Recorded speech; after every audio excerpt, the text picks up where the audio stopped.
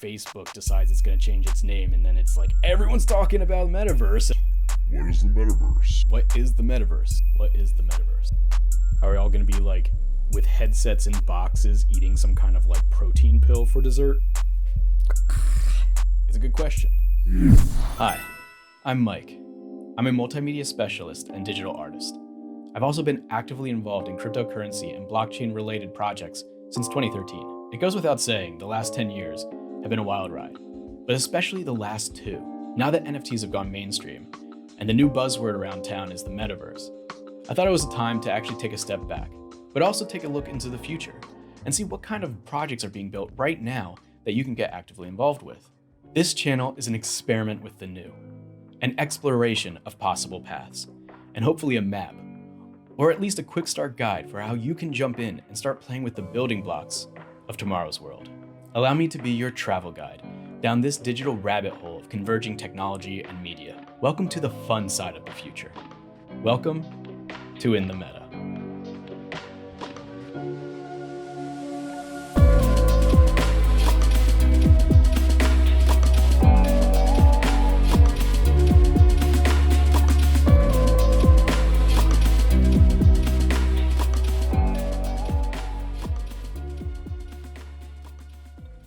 Welcome to my YouTube channel. Thank you for watching. What is the Metaverse? It's a good question. It's one that's being asked a lot right now. It's kind of like those old videos of 90s news. The World Wide Web. What is it? And should you be scared? Tonight at 11. We're back to that again, I think, and it's because the Metaverse really is a reimagining or a revisioning of what the internet is and what it's going to look like and how it's going to interact with us. New ideas and concepts are going to be forming, and a lot of those concepts are going to require questions and like definitions and all that stuff. So asking what is the Metaverse is a great question because, to be honest, most people don't know, and those who might have an idea realize that it's not even really half built yet. So there's 3 categories in respect to what the Metaverse is. I think it can be broken down like this. First is the general definition of what the Metaverse means. What does it even mean at all? And plus the history behind it, like how do we get here to this idea of the Metaverse? The second category would be more, what are the building blocks? There's all these technologies circling the concept of the Metaverse. So how are all these technologies working together? What makes up one versus the other? And why are they all combined and connected? And the third would be just like some projects I'd like to show because I've been exploring this for a while. And I'd like to just jump in a little bit and take a look at like, what does this look like right now? So let's like narrow this down. What is the Metaverse? What's it look like? Where is this all coming from? The first idea that people have with the Metaverse is virtual reality or VR. Like you have some kind of hardware that goes over your eyes, right? You can't see outside, but you can see a whole new world inside. You put it on, you press play, and now there's an entire world surrounding you. There's an entire internet surrounding you. That's like the first major concept. So the concept's been around for a while, but it's actually been around for quite a while. 2 major books that people would probably be able to recognize would be Snow Crash and Neuromancer. Neuromancer coined the term cyberspace, and Snow Crash coined the term metaverse. Both incredible science fiction novels, but also very stark outlooks on what it would mean if we are completely consumed by an internet. Terrifying concepts like what happens if you become addicted to this world that isn't real. Like you still need to eat, you still need to go out and socialize. There is something missing from a virtual connection. Virtual mediated relationships aren't quite there yet and probably won't be for a very long time.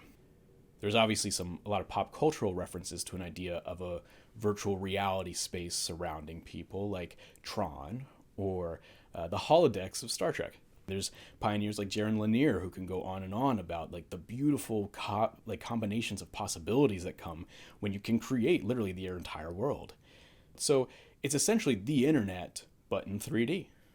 Well, to be honest, this has already existed. So like what makes this new, right? Like there's already Minecraft, there's already World of Warcraft, there was Second Life, you have like Roblox, Fortnite, there are other MMOs, massive multiplayer online games, like Star Wars Galaxies, which was my personal favorite, that really was a social environment in 3 dimensions over the internet 20 years ago. So what makes this different? What's new about this? That's where the other technologies come into play. So as we discussed, we have these headsets. So there are hardware developments. It's not just the virtual world that makes up the metaverse.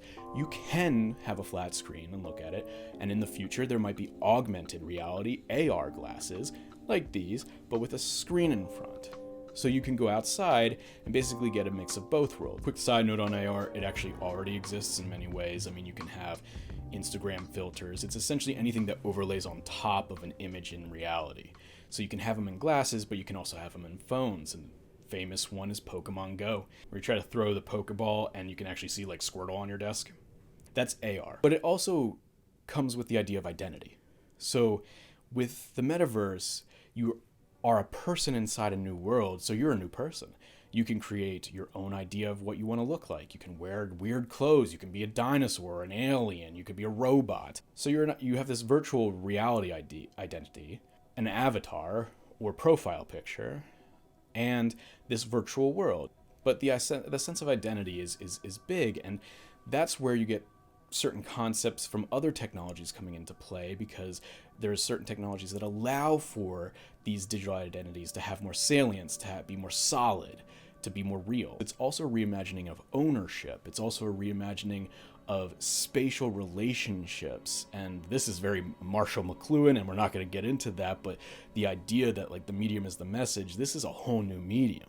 In order for this virtual world, this surrounding world to exist, there's a lot of underlying internet related architecture that needs to exist as well.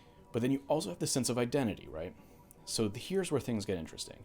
What are the building blocks of the metaverse? There's three major ones. So you have the metaverse, you have crypto or NFTs, and then you have the concept of Web3. Surrounding all of this, of course, you have hardware technologies like AR and VR, augmented reality and virtual reality, the headsets and soon to be the cameras in your eyeglasses. But let's go back to the digital side of this.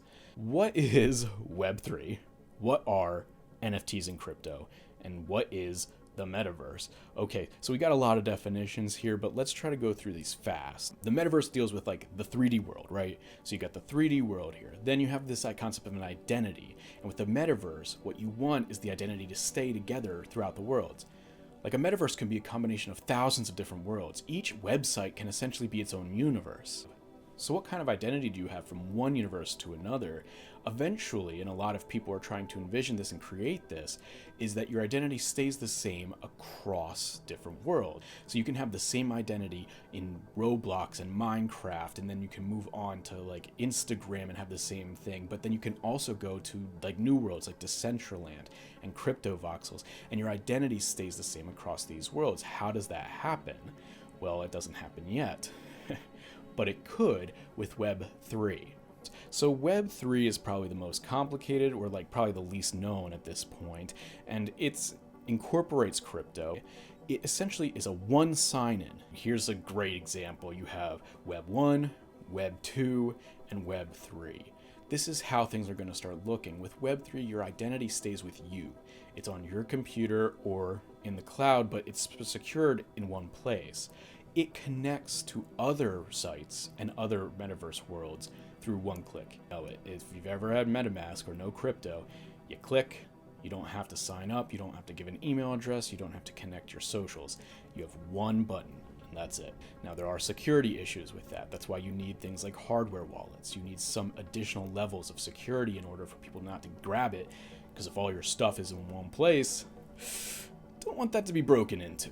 And it's still new and unexplored territory in many ways, but what we're doing here is creating a new way to travel from one website to another where your information is stored with you.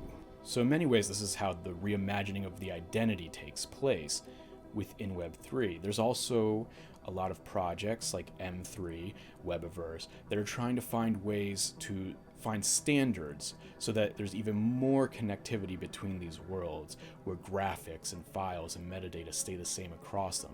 And Web3 will definitely be the main connecting point for many of these projects. Okay, so we got Web3. NFTs, as you've probably been told 100 times at this point, stands for non-fungible tokens.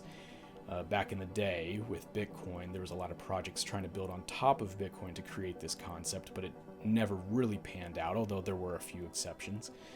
Basically, you have cryptocurrency, which is fungible, okay? So, all right, what's fungible? It's like sand. You get a handful of sand, you trade it for someone else who has a handful of sand because, people trade sand all the time. It's a normal thing to do. It's fungible. Your handful of sand versus someone else's handful of sand is most likely interchangeable, completely the same. It doesn't matter, although maybe there's technically differences. In terms of our human desire to exchange them, there really is no difference. So non-fungible means it's unique. Like addition 1 out of 1,000, like that's the 1 out of 1,000, and there's a 25 out of 1,000. You can verify that they're different. They are different, you can verify they're unique, and you can verify their authenticity. This is the important part. For the first time ever, we can now have a digital file that can't just be copy and pasted 1,000 times over. You can actually verify that there's an original source. So now we have an original source object.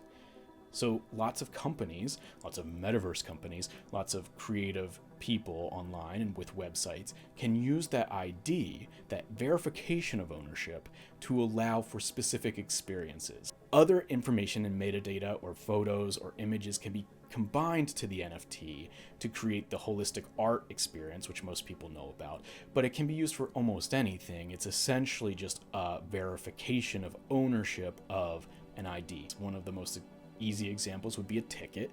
You buy a ticket online, you have a digital ticket that's provably unique and allows you access to a digital experience without anyone worrying about if it's fake or not. So it can be a key that in one world unlocks like a cool video game level. In another world, it can unlock a live stream experience of like a concert. These things can be interchangeable, and it allows a bridging of these worlds. Okay, so NFTs are a very important building block to this metaverse, right? If you have the provable digital ownership, you can now have thousands of different worlds that have different objects that actually can be interchanged. And with Web3, you can have a singular identity that can go across worlds. So you have objects or digital objects that can go across worlds, three-dimensional worlds, and you have an identification that can go across three-dimensional worlds. So now you have possibilities.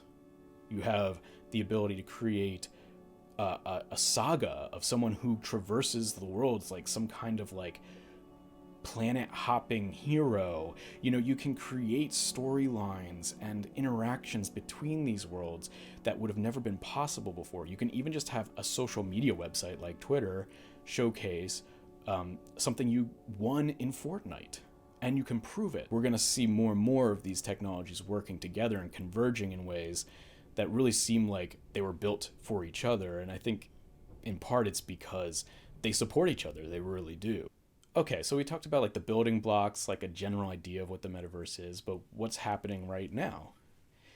Well, a lot. Now there's Decentraland Somnium Space crypto voxels. You have Fortnite like kind of acting like it's going to be a metaverse. You have Microsoft basically buying World of Warcraft. Obviously that's going to be a metaverse play. You also have things like VR chat. The main differences are obviously visuals, what they look like, and then also what kind of NFTs are incorporated and what the social environment is for each one. And these things are constantly changing. It's amazing to see, because in some of these projects you can own land, you can have neighbors creating something completely different one day and then changing it to something else the next. So everything's constantly in flux, and it's amazing to watch. It's exciting. It's impossible to keep up with. It'll be interesting to see how they develop and how they interact with each other eventually. I'm hoping to see some really cool bridging effects. Right now it's pretty much just isolated worlds. Let's take a look at some of these worlds you can explore. Everything shown here can be accessed directly from a web browser and is openly available right now.